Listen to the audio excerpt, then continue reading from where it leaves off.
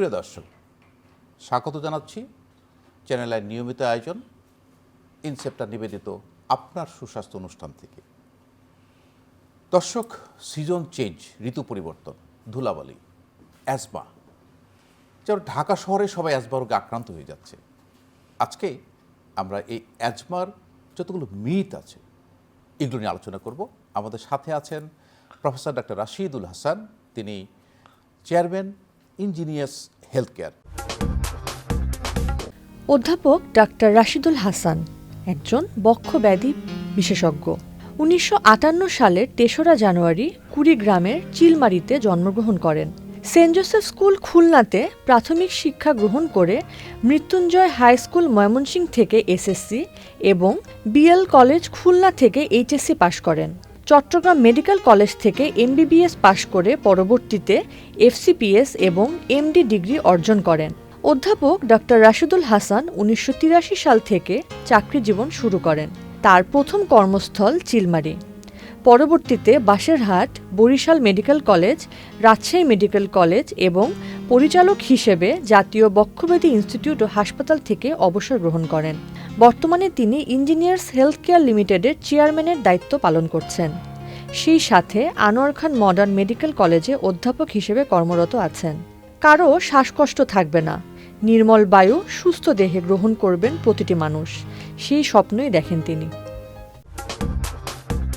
Sir, আমরা আসলে asthma আমরা জানি যে একটা শ্বাসকষ্টজনিত রোগ।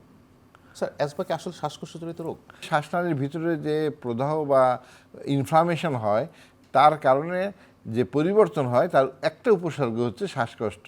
কখনো কখনো শুধু কাশি নিয়ে প্রকাশ করতে পারে, কখনো বুকে চাপ নিয়ে প্রকাশ করতে পারে, কখনো বুকে সাঁই সাঁই শব্দ নিয়ে প্রকাশ করতে পারে, অথবা সবগুলোই থাকতে পারে। কাজেই শ্বাসকষ্ট মানেই অ্যাজমা নয়, শ্বাসকষ্ট অনেক রোগেই হয়।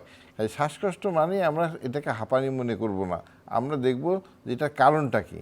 যদি ফুসফুসের ভিতরে ইনফ্লামেশন হয় এবং এই ইনফ্লামেশনের কারণে বারবার উপসর্গ দেখা দেয়, কাশি, শ্বাসকষ্ট, বুকে চাপ অথবা বুকে শো শো শব্দ করা, তাহলে আমরা তখন অ্যাজমা মনে করি। স্যার, আমরা যদি এখান থেকে আসি যে আপনি বলছেন যে সব শ্বাসকষ্টের ক্ষেত্রে অ্যাজমা নয়, তাহলে স্যার শ্বাসকষ্টের অন্যান্য রোগগুলো কী? স্যার, শ্বাসকষ্ট ফুসফুসের রোগের একটা প্রকাশ মাত্র।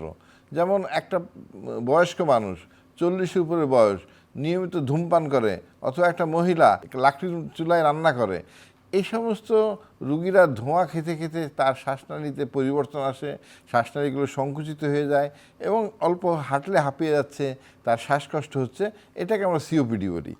এইভাবে ফুসফুসের ভিতরে পর্দা পড়ে যায় অনেক দিন ধূমপান করার কারণে অথবা ইনফেকশন হওয়ার কারণে। এই যে কোভিড হলো, কোভিডের কারণে এই পর্দা পড়ার কারণে ফুসফুসটা ছোটো হয়ে যায়, অল্প হাঁটলে হাঁপিয়ে যাচ্ছে, আমরা এটাকে ইন্টারস্টিশিয়াল লাং ডিজিজ বলি। এইভাবে ফুসফুসের ভিতরে যখন ইনফেকশন হয়, হয়ে ফুসফুসের ভিতরে অনেকগুলো পকেট তৈরি হয়, ওখানে বারবার কাশি হয় এবং তার শ্বাসকষ্ট হয়, এটাকে আমরা ব্রঙ্কিয়াক্টাইটিস বলি। অনেক সময় ফুসফুসে ক্যান্সার হয়, ক্যান্সার হয়ে ফুসফুসের শ্বাসনালীকে ব্লক করে দেয়, তখন মানুষের শ্বাসকষ্ট হয়।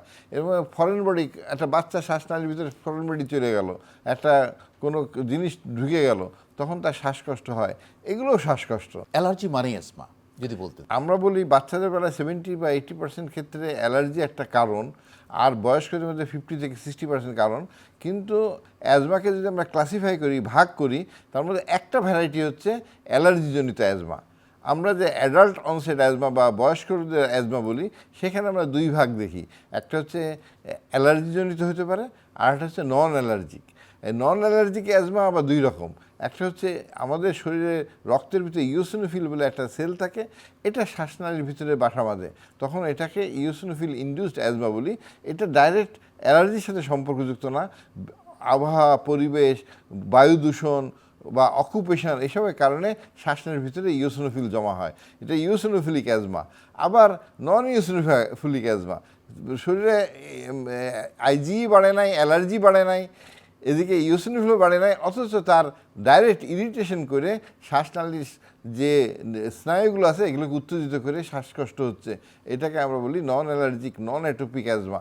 কাজেই এই ধরনের অ্যাজমা আমরা দেখে থাকি। এছাড়া অকুপেশনের কারণে যে কাজ করে, যেমন আমাদের দেশে যে বিভিন্ন গার্মেন্টস ওয়ার্কার স মিলে কাজ করে, তারপরে ইটের ভাটায় কাজ করে, এই পাথর সমস্ত পাথর কোয়ারিতে কাজ করে। পাথর কাজ করে, এই সমস্ত ধুলা ধোঁয়ার ভিতরে কাজ করার কারণে, বেকারিতে কাজ করে, এদের অকুপেশনাল অ্যাজমা হয়। এবং প্রেগন্যান্সিতে অ্যাজমা, প্রেগন্যান্সির কারণে অ্যালার্জি বাড়ে, বয়স মোটা ওজন বাড়ার কারণে ওবেসিটি ইনডিউসড অ্যাজমা। এরকম আমরা অ্যাজমাকে অনেকভাবে ওষুধের কারণে অ্যাজমা, যে কিছু বিটা ব্লকার এই সমস্ত ওষুধ খেলে অ্যাজমা বাড়ে, এইগুলোকে আমরা ড্রাগ ইনডিউস অ্যাজমা বলি। স্ট্রেস ইনডিউস, বেশি ইমোশনাল হয়ে গেলে, ডিপ্রেশন হলে মানুষের শ্বাসকষ্ট অ্যাজমা হয়, কাজে এটা হচ্ছে স্ট্রেস ইনডিউসড অ্যাজমা। এইভাবে এক্সারসাইজ ইনডিউসড অ্যাজমা, অনেক সময় ব্যায়াম করলে শ্বাসকষ্ট হয়। কাজেই আমরা অ্যাজমা খালি অ্যালার্জি থেকে হয় এই কথা সঠিক নয়, বিভিন্ন কারণে হতে পারে। আরেকটা মিথ আছে যে অ্যাজমা শিশুদের, বয়স্কদের হয় না। অ্যাজমা এমন একটা রোগ যেটা বাচ্চাদের হতে পারে, বয়স্কদের হতে পারে। কাজে আমরা বাচ্চা বয়স্ক যে কোনো মানুষের অ্যাজমা হয়েছে কিনা এটা আমরা প্রমাণ করার জন্য আমরা স্পাইরোমেট্রি পরীক্ষা করি, করে আমরা যদি বিশেষ করে বয়স্কদের অ্যাজমাকে কনফার্ম করার জন্য আমরা স্পাইরোমেট্রি করি, করে দেখি যে তার রিভার্সিবিলিটি আছে কিনা, অর্থাৎ ওষুধ দিলে তার শ্বাসনালী প্রসারিত হয়ে যাচ্ছে সেটা প্রমাণ আছে কিনা, এটা দেখে আমরা অ্যাজমাকে নির্ধারণ করি। অনেক সময় সিওপিডি যা ব্রঙ্কাইটিস, যেগুলো ধুলা ধোঁয়া থেকে হয়, লাকড়ির চুলার ধোঁয়া থেকে হয়, সেগুলোর ভিতরেও অ্যাজমা থাকে, তাদেরকে আমরা অ্যাজমা সিওপিডি ওভারল্যাপ বলি। এইভাবে মানুষের অ্যাজমা থাকতে পারে। স্যার আরেকটা বিষয় আছে, যেমন এয়ার পলিউশনে যদি আমরা তাকাই, আমরা দেখি যে ঢাকা সিটি এয়ার পলিউশনে ওয়ার্ল্ডের শীর্ষ তালিকার মধ্যে আছে। আসলে এই এয়ার পলিউশন আর অ্যাজমা রিলেশনটা? এয়ার পলিউশনের যে ইরিটেন্টগুলো আছে, যে সমস্ত পার্টিকেল ম্যাটারগুলো আছে, এই পার্টিকেলগুলো নন স্পেসিফিকভাবে যে কোনো রুগীর কাশির কারণ হতে পারে। যখন আমরা ধুলার বিরুদ্ধে হাঁটি, দেখেন সব মানুষই কাশতেছে, অনেকে দেখবেন দৌড়ায় মসজিদে যাচ্ছে, মসজিদে নামাজ পড়তে দাঁড়াইছে, অনেকেই কাশতেছে। এগুলো নন স্পেসিফিক, এগুলোকে আমরা অ্যাজমা বলি না। কিন্তু যদি কারোর ভিতরে অ্যাজমা থাকে, তার অ্যাজমার প্রকোপকে বাড়ায় দেয়, তার অ্যাজমার উপসর্গকে বাড়ায় দেয়, তার শ্বাসকষ্টকে বাড়ায় দেয়। এই কারণে আমরা এয়ার পলিউশনকে খুব ইম্পর্টেন্স দিই। যখন এয়ার পলিউশন বাড়ে তখন শ্বাসকষ্ট বাড়ে, যখন এয়ার পলিউশন কমে তখন শ্বাসকষ্ট কমে। আমাদের দেশে অনেক গর্ভবতী মা আছে, তারা আগে থেকে অ্যাজমা রোগে ভুগছেন। তো সেক্ষেত্রে অনেক আছে যে গর্ভবতী হলে ইনহেলার নেওয়া যাবে না।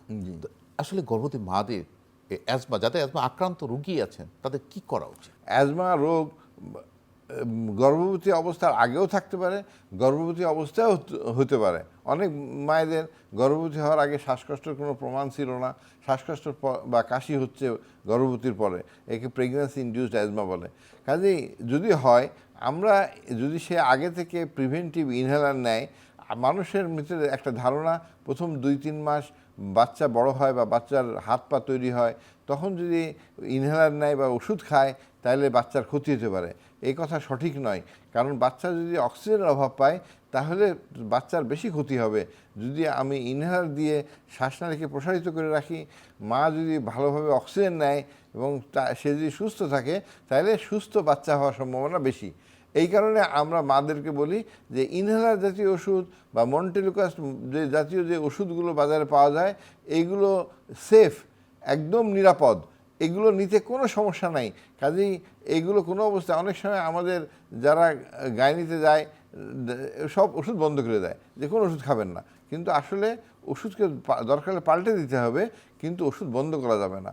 নিয়মিত ওষুধ ব্যবহার, এটা সুস্থ বাচ্চা হওয়ার জন্য জরুরি। আরেকটি প্রশ্ন স্যার চলে আসে যে ইনহেলার একবার নিলে সারা জীবন নিতে হয়, অথবা ইনহেলার অ্যাডিকশন তৈরি হয়। স্যার ব্যাখ্যাটা করতে স্যার। ইনহেলার কোনো নেশার ওষুধ না, এটা কোনো নেশা তৈরি করে না। যেমন সিগারেট যে খায়, তার ভিতরে একটা নিকোটিন থাকে, নেশা তৈরি হয়, বা যারা নেশা করে তার কোনো জিনিসের নেশা তৈরি হয়। ইনহেলার একটা মাধ্যম মাত্র, তার ভিতর দিয়ে বিভিন্ন রকম ওষুধ দেওয়া হয়, কোনোটা রিলিভার, কোনোটা প্রিভেন্টার। আমি আর দেখানোর জন্য 2 ধরনের ওষুধ নিয়ে আসছি। এই দেখেন কালার, এটা হচ্ছে ব্লু কালার বা এই ধরনের যে ওষুধগুলো, এগুলো রিলিভার, এর ভিতরে উপশমকারী ওষুধ আছে। আর এই যে কালারটা, এটা হচ্ছে প্রিভেন্টার, অর্থাৎ বাধাদানকারী ওষুধ। এটা শ্বাসনালীর ভিতরে প্রদাহকে ক্লিয়ার করে। কাজে এটা হচ্ছে নিয়মিত নেওয়ার ওষুধ, এটা হচ্ছে উপশমকারী ওষুধ, যখন শ্বাসকষ্ট হবে তখন নেওয়ার ওষুধ। কিন্তু এটা নিলে কোনো তার নেশা হবে না, তার প্রয়োজনের ওষুধ। যদি যেমন একটা মানুষ ইনসুলিন নিচ্ছে ডায়াবেটিসে, তার শরীরে ইনসুলিনের অভাব হচ্ছে, কন্ট্রোল করা, এটা সারা জীবন নিতে হয়, এটা তার নেশা না, তার প্রয়োজন। ঠিক সেরকম প্রিভেন্টিভ ড্রাগটা তার প্রয়োজন, সে নিয়মিত নিবে। তবে সে নিতে নিতে এই অবস্থায় যদি আসে যে সে একদম সুস্থ হয়ে গেছে, তাইলে আমরা বলবো যে সে ওষুধের ডোজ কমাবে এবং আস্তে আস্তে আমরা ওষুধ বাদ দিয়ে দেবো। কাজেই যদি নেশা হতো তাহলে ওষুধ বাদ দিতে আমরা বলতাম না। বহু পেশেন্ট একসময় ওষুধ বাদ দিতে পারে নিয়মিত ওষুধ নেওয়ার কারণে। আপা 4 দিনের ছুটি পেলাম, তাই ফ্যামিলি নিয়ে ঘুরতে যাব। আপনি কোথাও ঘুরতে যাবেন? আমরা কি আপনার মতো এত নিশ্চিন্ত? ব্যবস্থা নিলেই নিশ্চিন্ত হওয়া যায়। ভাগ্যিস ডাক্তারের পরামর্শক্রমে আমি সর্বাধুনিক স্বল্পমাত্রার জন্ম নিয়ন্ত্রণ পিল রোজিন 28 গ্রহণ করেছিলাম।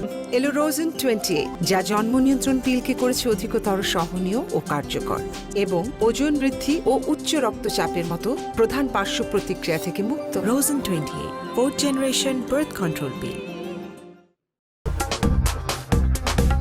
স্যার, আমরা আসলে দেখি অনেকেই বলে যে ইনহেলার সারা জীবন নিতে হয়। তো ইজ দের এনি কিওর? এই অ্যাজমা রোগে ভালো হবে, মানে আমরা ওষুধ নিলাম, ওষুধ সেবন করলাম, ট্যাবলেট খেলাম, is there any cure in the asthma? Asthma ভিতরে প্রদাহ বা ইনফ্লামেশন হওয়ার কারণে হয়, এটার কারণ আমরা সঠিকভাবে জানি না। যেমন একটা ব্যাকটেরিয়া দিয়ে টাইফয়েড হয়েছে, ব্যাকটেরিয়া ক্লিয়ার করলাম, সে কিওর হয়ে গেল।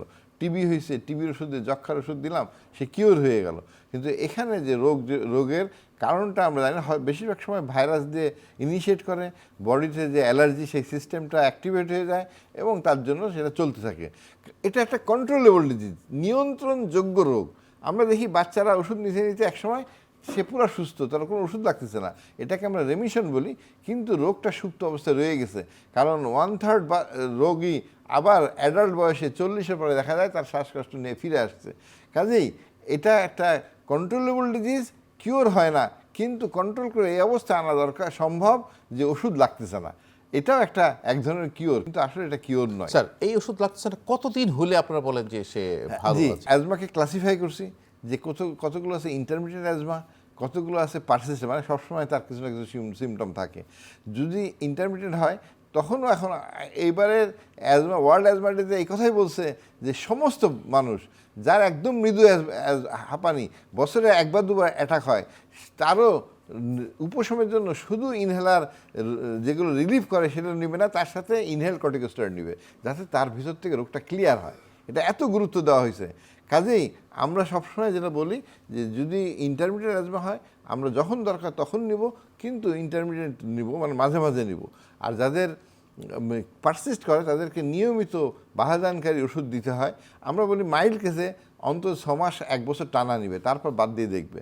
যদি মডারেট কেস হয় তাই 1 থেকে 2 বছর টানা নেবে, তারপর বাদ দিয়ে দেখবে। আর যারা পারসিস্টেন্ট, সিভিয়ার পারসিস্টেন্ট, এদের অলমোস্ট সারা জীবনই লাগে, অন্তত 3 থেকে 5 বছর তো নিবেই এই প্রিভেন্টিভ ড্রাগ। তারপর হয়তো ডোজ কমতে কমতে আমরা হয়তো মিনিমাম ডোজে চলে আসবো। কিন্তু সিভিয়ার পারসেন্ট অ্যাজমা সাধারণত ওষুধ ফ্রি করা যায় না। অ্যাজমার কোনো ভ্যাকসিন আছে কিনা? ভ্যাকসিন দিলে অ্যাজমা ভালো হয়? জি, অ্যাজমা আসলে যে কারণগুলো ট্রিগার সেগুলোর ভ্যাকসিন আছে। যেমন আরএসভি ভাইরাস, যেটা বাচ্চাদের ব্রঙ্কিওলাইটিস করে অ্যাজমা টার্ন নেয়, এখন আরএসভি ভাইরাসের ভ্যাকসিন বেরিয়ে গেছে সারা ওয়ার্ল্ডে। আমরা ইনফ্লুয়েঞ্জা একটা ইম্পর্টেন্ট কারণ, যে কারণে মানুষের অ্যাজমা অ্যাটাক হয় বা অ্যাজমা ট্রিগার করে বা তার ভিতরে সুপ্ত অ্যাজমা প্রকাশ পায়। এই জন্য আমরা প্রত্যেকটা মানুষ যারা রেসপিরেটরি ট্র্যাক্ট ইনফেকশনে ভোগে বা রেসপিরেটরি ট্র্যাক্টের ডিজিজ আছে তাদেরকে বলি যে বছরের শীতের শুরুতে আমরা ইনফ্লুয়েঞ্জা ভ্যাকসিনটা নিয়ে নিই। এই ইনফ্লুয়েঞ্জা ভ্যাকসিন যদি নেই তাহলে আমাদের শ্বাসকষ্ট হওয়ার সম্ভাবনা 50% কমে যাবে। এছাড়া নিউমোনিয়া একটা ইম্পর্টেন্ট কারণ, নিউমোনিয়ার ভ্যাকসিন, ব্যাকটেরিয়াল নিউমোনিয়া, এটা 2 ধরনের পাওয়া যায়, একটা 13 পাওয়ারের, একটা 23। যে এই ভ্যাকসিনগুলো 13টা জীবনে একটা, আর 23 যেটা পাওয়ার সেটা 5 বছরে একবার। এগুলো যদি আমরা নেই তাহলে ইনফেকশন হওয়ার টেন্ডেন্সি কমবে, আর যে ট্রিগার কমবে, আর এই জন্য শ্বাসকষ্ট কমবে এবং অ্যাজমা হওয়ার সম্ভাবনা কমে যাবে। আমরা জানি স্যার স্টেরয়েড বডিতে ক্ষতি করে, এবং যেহেতু অ্যাজমা ভালো হয় না, সারা জীবন নিতে হয়, তো সেক্ষেত্রে স্টেরয়েড ইনহেলার আসলে কোনো বডিতে কোনো ক্ষতিকর প্রভাব ফেলে? স্টেরয়েডে ক্ষতি করে, এটা হচ্ছে ওরাল স্টেরয়েড, মুখে যেটা খায় অথবা ইনজেকশন যেটা নেয়। আর ইনহেলার স্টেরয়েড 2ভাবে আমরা দিয়ে থাকি, একটা হচ্ছে লো ডোজ, খুব মিনিমাম বাচ্চাদের যেটা দিয়ে থাকি, বয়স্কদের লোড, আর একটা হচ্ছে medium high dose. Low dose medium ডোজে সাধারণত কোনো সাইড এফেক্ট নাই, খালি মাঝে মধ্যে মুখে একটু ক্ষত বা ফাঙ্গাস হতে পারে, গলার স্বর বসতে পারে, এছাড়া কোনো সাইড এফেক্ট নাই। এটার জন্য আমরা কিছু জিনিস ব্যবহার করি যেগুলোকে স্পেসার বলে। এই জিনিসগুলোকে স্পেসার বলে। আমরা যদি স্পেসার দিয়ে শ্বাসের ওষুধ দিয়ে এখানে ওষুধ লাগালাম, নিলাম, এর ভিতরে বাকি ওষুধগুলো তো রয়ে গেল যেগুলো গলায় বসতো, তাহলে সাইড এফেক্টগুলো হয় না। কাজে আমরা এটা একটা চেষ্টা করে থাকি। দ্বিতীয় হচ্ছে যে হাই ডোজ যারা দেই, তাদেরকে আমরা ফ্লুটিকাসিন জাতীয় ওষুধ ব্যবহার করি, যেটা সাধারণত শরীরে রক্তের ভিতর খুব কম পরিমাণ যায়।